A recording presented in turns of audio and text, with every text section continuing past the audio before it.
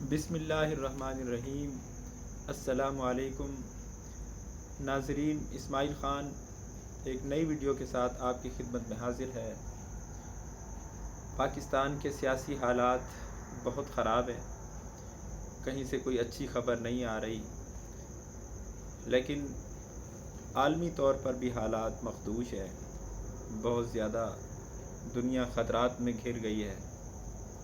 اس وقت اپڈیٹ یہ ہے کہ رشیا نے اسپیس وار اناؤنس کر دیا، یعنی جنگ کا دائرہ زمین سے بڑھ کر خلا میں پھیل گیا ہے۔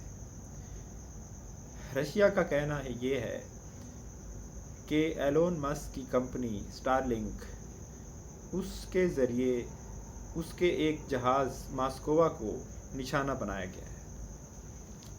ماسکوا بلیک سی میں، جس کو بحیرہ اسود کہا جاتا ہے، اس میں اپنے مشن پر تھا کہ سیٹلائٹ کے ذریعے اس کو تباہ کر دیا گیا۔ رشیا کا یہ کہنا ہے کہ ایلون مسک کی کمپنی اسٹار لنک کے وہ سیٹلائٹ جو ہے اس اسٹار لنک کا تھا، اس کے ذریعے اس کو تباہ کیا گیا ہے، اور صدر ولادیمیر یہ کہتے ہیں کہ ہم کارروائی کریں گے اور سیٹلائٹس جو اسٹار لنک کے ہیں ان کو تباہ کیا جائے گا۔ اور یہ بہت ہی گھمبیر صورتحال ہے، خطرناک اور نازک صورتحال ہے کہ زمین کے علاوہ خلا میں بھی جنگ کا دائرہ پھیل جائے اور میزائل جو ہے وہ خلا میں بھی پہنچ جائیں۔